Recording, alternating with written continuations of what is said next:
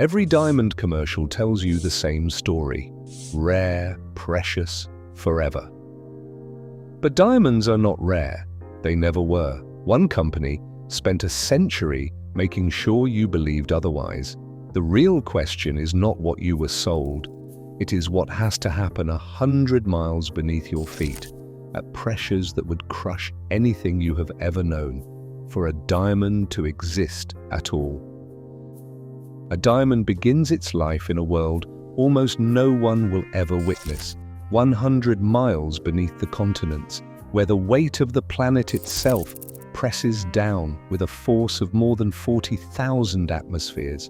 Here, at depths of around 160 kilometers, the rules of chemistry change. Temperatures climb past 900 degrees Celsius and can reach up to 1,300 degrees Celsius. Under these conditions, carbon atoms are forced into a new arrangement. Instead of settling for the flat, layered structure of graphite, the stuff of pencil lead, each carbon atom bonds in 4 directions, forming the tight, 3-dimensional lattice that defines diamond.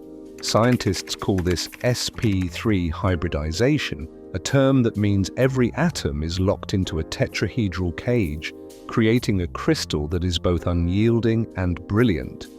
The diamond stability zone is not a myth, but a narrow window mapped out by decades of high-pressure experiments and quantum simulations. It takes a pressure of about 4.3 to 4.6 gigapascals, roughly the equivalent of balancing the Eiffel Tower on your thumbnail, just to keep diamond stable. Drop below this or let the temperature drift too high, and the structure collapses back into graphite. The phase boundary between diamond and graphite is not a line drawn in stone. It is a shifting slope, influenced by the chemistry of the mantle, the presence of metallic iron and nickel, and even the tiniest traces of water. In the laboratory, researchers like Dr. M. Stackel have recreated these conditions using diamond anvil cells and multi-anvil presses, squeezing and heating carbon until it flickers between forms. Their results confirm what nature has done for billions of years. Only under the right pressures and temperatures does carbon choose the dense, compact geometry of diamond. The process is so selective that most of the Earth's carbon never becomes diamond at all. Even in the vast reaches of the mantle, only a sliver of territory, less than 1%, offers the right combination for diamond to form and survive. Inside this hidden realm, time stretches beyond imagination. Some diamonds began crystallizing before the first plants colonized land, before fish had bones, before the continents themselves looked anything like they do today. Encased in the deep mantle, these crystals record a history older than life itself, but their survival depends on a delicate balance. The moment they stray from this stability zone, the atomic bonds can unravel. The next step in the journey is even more unlikely, escaping the depths at a speed fast enough to outrun destruction. Most diamonds never make it. For those that do, their story is just beginning. A diamond's escape from the deep mantle is not a gentle rise, but a violent, high-stakes sprint.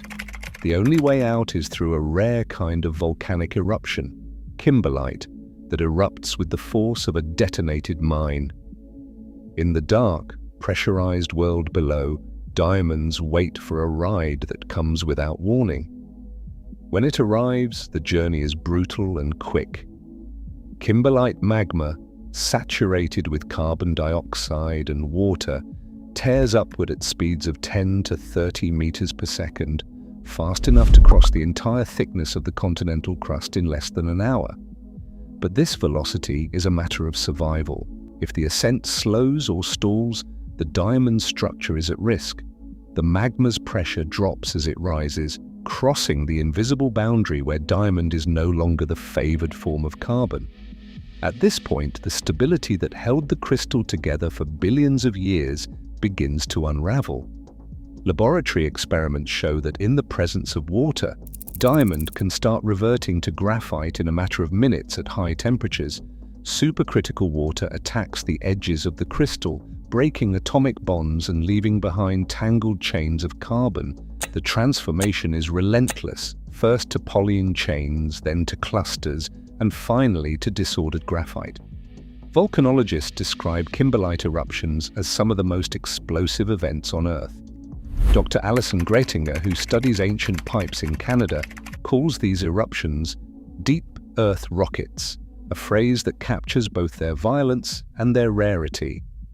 The magma's low viscosity, driven by dissolved gases, allows it to entrain diamonds and fragments of mantle rock, propelling them through narrow conduits toward the surface.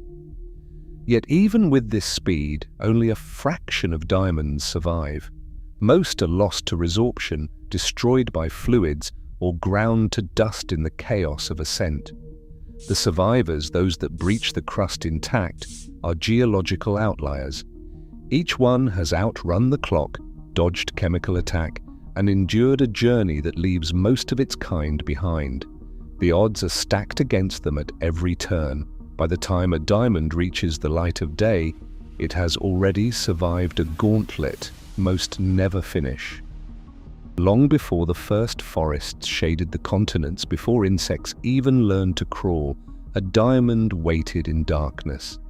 Radiometric dating of tiny mineral inclusions, microscopic time capsules trapped within the crystal, reveals that many diamonds began their journey between 1 and 3.5 billion years ago.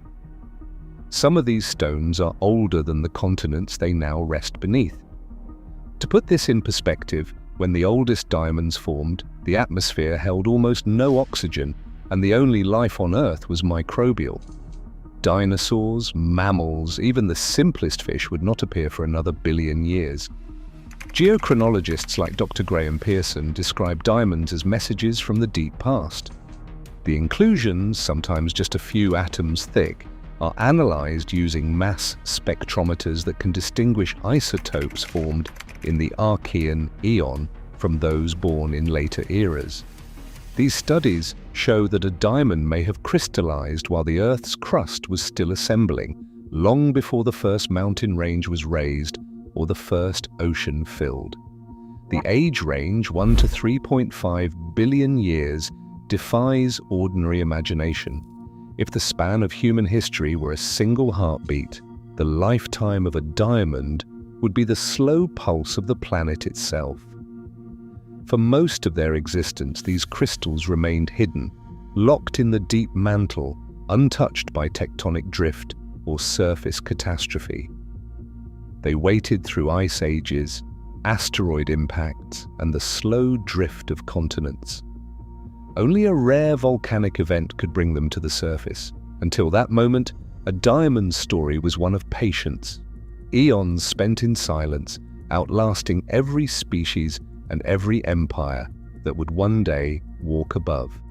In the early 20th century, a diamond's value was no longer decided by the violence of kimberlite or the depth of its ancient birth, but by a small group of men in boardrooms. De Beers, founded in 1888, did not just mine diamonds, they managed the perception of scarcity itself. By the 1930s, De Beers controlled nearly 85% of the world's rough diamond supply. They built vast stockpiles, quietly warehousing millions of carats. Whenever a rich new deposit threatened to flood the market, stones were withheld, smoothing out the flow. Prices stayed high, even as vaults filled with unsold diamonds. A market historian describes the system as a kind of economic dam, holding back the natural variability of supply. The public never saw the warehouses. Instead, they heard a single phrase: "A diamond is forever." Launched in 1947 by the advertising agency NWAs, the slogan transformed the diamond from a geological survivor into a symbol of eternal love. The campaign worked so well that by the 1960s, diamond rings became a non-negotiable part of Western engagement, their price justified by the illusion of rarity. But the disconnect between geology and price only widened. In the 21st century, laboratory-grown diamonds, identical in structure, composition and sparkle, entered the market at a fraction of the cost. Today, a lab-grown stone can be 80 to 90% cheaper than its mined counterpart. The difference is not in the atom, but in the story. The value, it turns out, was engineered, layered over billions of years of Earth's history by a century of human design. Today, the diamond on your finger is both common carbon and an artifact of deep time, older than the first fish with bones, forged 100 miles beneath your feet. As lab-grown stones rewrite value, the true wonder persists, survival against all odds, a billion-year journey hidden in plain sight. Share your thoughts below.